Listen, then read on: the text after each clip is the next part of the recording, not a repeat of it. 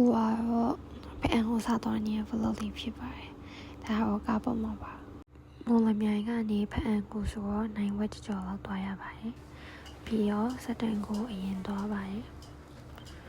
သူ့ထဲမှာအဲ့လိုကြောက်တုံးလေးတိတ်လေးစီထားရှိပါတယ်ဒါတော့ကူထဲမှာ vlog ရိုက်နေတာဖြစ်ပါတယ်ဒါတော့ကျွန်မတငယ်ချင်း2ယောက်ရဲ့ကြရက်လေးပါ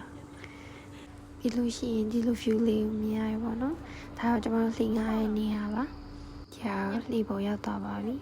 ပြီးအဲ့ကနေဖြတ်ပြီးတော့ဟိုဘက်ခြမ်းကိုတောင်းမှာပေါ့နော် view လေးတွေကအရင်လာပါတယ်ဒါလှိပေါ်ကနေ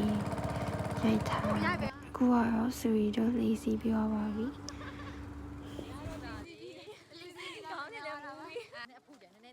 ပြီးတော့ဘုံကားခရအောင်ဆက်သွားပါတယ်ဒါအပေါ်တမ်းမလို့ပါ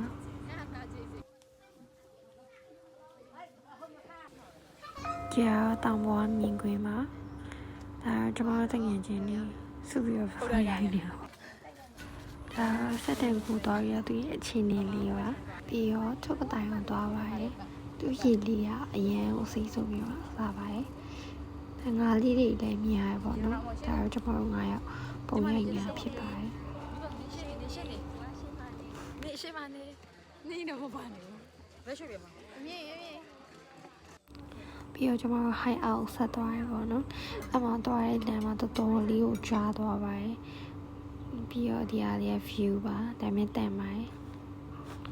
ပြီးတော့ကျွန်တော်ကဖအန်ညာစီမှာပတ်သက်လို့သွားစားရပါတော့ပြီးတော့ကျွန်တော်ကနောက်ခလိုင်းကိုဆက်သွားပါတယ်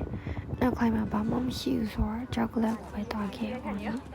ဒီကတော့တောင်ပေါ်မြင်ကွင်းပါကျေးဇူးတင်ပါတယ်